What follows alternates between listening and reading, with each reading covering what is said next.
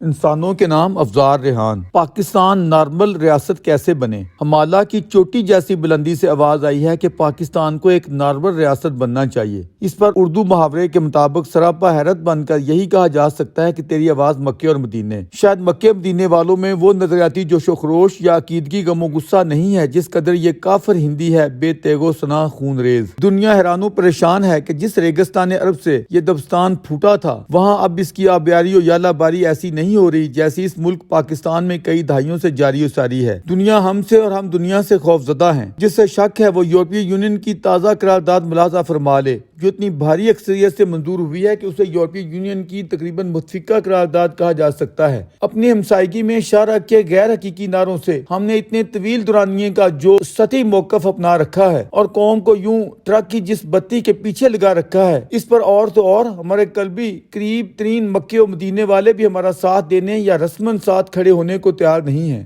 شکر ہے اتنی جگ ہنسائی دیکھنے کے بعد ہمارے ذہن میں یہ خیال آ ہی گیا ہے کہ اس بد نصیب ملک کو اب ایک نارمل ریاست بننا چاہیے، ورنہ اپنی حالت تو اس انوکھے لاڈلے جیسی رہی ہے جو کھیلن کو مانگے چاند۔ اس خواہش یا تمنا کی جتنی بھی ستائش کی جائے کم ہے، لیکن فوری سوال پیدا ہوتا ہے کہ اس نیک آرزو کے تقاضے کیا ہیں؟ اصلی اور سیدھا فوری تقاضا ہے کہ پاکستان کو کسی مذہبی یا نظریاتی حوالے کی بجائے حقیقی معنوں میں ایک سیکولر اسٹیٹ ہونا چاہیے، اگر سیکولرزم کو لادینیت کے معنوں میں نہ لیا جائے۔ اس سے رواداری و برداشت کے اوصاف ہماری قوم میں آ سکتے ہیں۔ یہ ایک طویل بحث ہے کہ ہمیں بلاخر سیکولرزم کے دامن رحمت میں ہی کیوں کر پناہ لینی پڑے گی۔ فی الحال 3 تقاضوں پر اتفاق کرتے ہوئے انہی تک محدود رہتے ہیں۔ درویش کی نظروں میں اس مملکت اللہ داد کو نارمل بنانے کا اولین تقاضا آزادی اظہار پر عائد مختلف نوع قدغنوں کا خاتمہ ہے۔ بالعموم سمجھا یہ جاتا ہے کہ یہاں حریت فکر اور آزادی اظہار جیسے انتہائی بنیادی انسانی حق پر ساری قدغن یا بندش بڑی سرکار کی لگائی ہوئی ہے۔ اس عمر میں کچھ کلام نہیں کہ اس قلعہ بالا حصار کی تمام رکاوٹیں اوپر سے ہی نازل ہوئی ہیں۔ نیچے جتنی بھی مادی اور روحانی سرکاریں ہیں وہ سب بڑی کی مرہون منت، خوشا چین، دست نگر یا منظور نظر ہیں،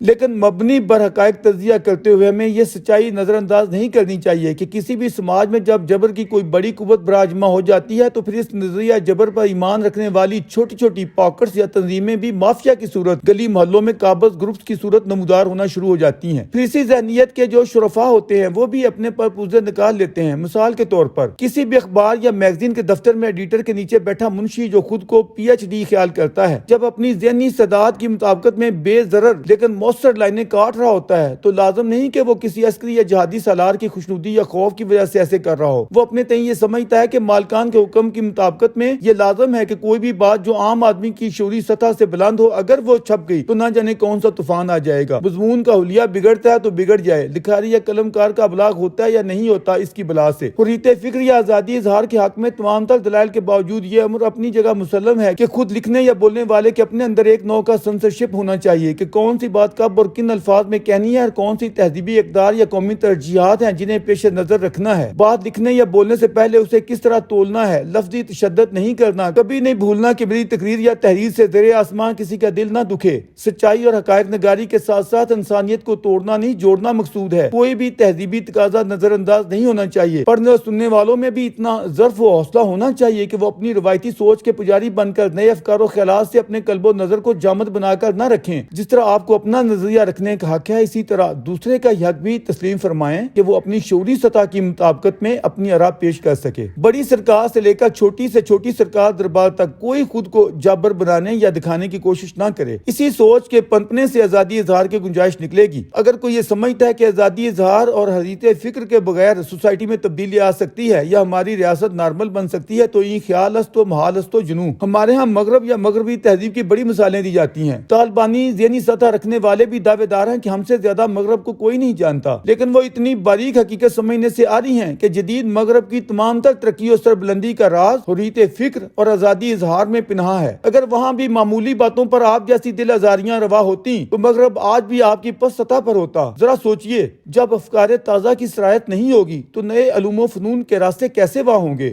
جب آپ مقدسات کی دیواریں اٹھاتے رہیں گے تو آپ کے رسل و فرائڈ انہی سے سر ٹکراتے مر جائیں گے۔ پاکستان کو نارمل ریاست بنانے کا دوسرا فوری تقاضا ہے تعلیمی نصاب کی تطہیر، جس کا جو مضمون ہے وہ اس پر فوکس کرے۔ آپ اردو زبان پڑھا رہے ہیں تو اردو زبان پڑھائیں۔ اس میں ڈھونڈ ڈھونڈ کر مذہبیت و اسلامیت ڈالنے یا اس کے تڑکے لگانے کا آخر کیا جواز بنتا ہے؟ کیا آپ یہ ثابت کرنا چاہتے ہیں کہ اردو محض ایک مذہب کے ماننے والوں کی زبان ہے؟ زبانوں پر اس نوع کی اجارت داری کا خاتمہ ہونا چاہیے۔ عربی جو خالص قرآنی یا مسلمانی زبان ہے، جس کے متعلق ایسا بہت سا تاکیدی مواد بھی مل جاتا ہے، جدید عرب ذہن اس سے بھی بغاوت کر چکا ہے۔ ذرا ڈاکٹر طہ حسین جیسے جدید عرب مفکروں کو پڑھ کر دیکھیں کس طرح انہوں نے اپنی زبان کو مختلف تہذیبی اور سائنٹیفک علوم سے مالا مال کرنے کی کاوشیں کی ہیں، کس طرح انہوں نے قدیم یونانی فلاسفرز کے تھاٹ اور نظریات کو عربی زبان و ادب میں ڈھالتے ہوئے اپنی نئی نسلوں کے سامنے پیش کیا ہے، جبکہ ہم وہی آلے والا روایتی خط جبرن پڑھانے پر مصر ہیں، مبادہ ان میں وسعت نظری نہ پیدا ہو جائے۔ آج نہیں تو کل بالآخر آپ کو اپنے دینی مدارس قومی ادارے میں لانا پڑیں گے، مگر اس سے پہلے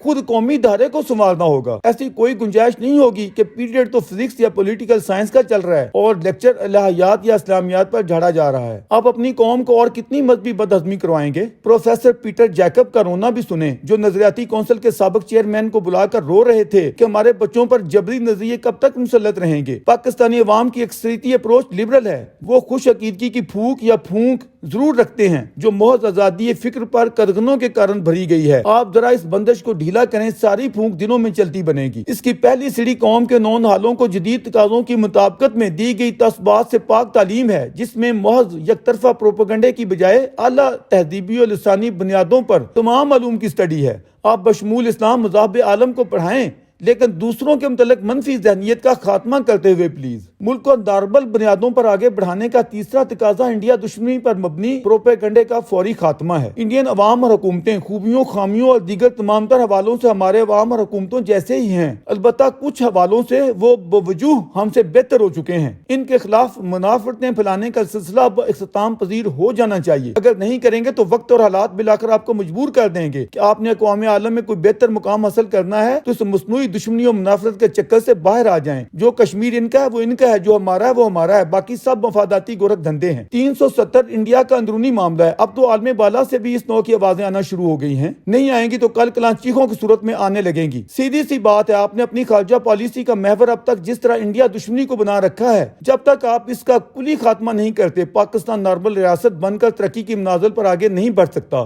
یہ ٹرین جہاں پھنسی ہے وہیں پھنسی رہے گی۔ درویش کا یہ حق اظہار رائے کچلنے سے باز آ جائیں تاکہ وہ ان تمام تر حوالوں سے اصل حقائق استدلال کے ساتھ اپنی قوم کے سامنے پیش کر سکے۔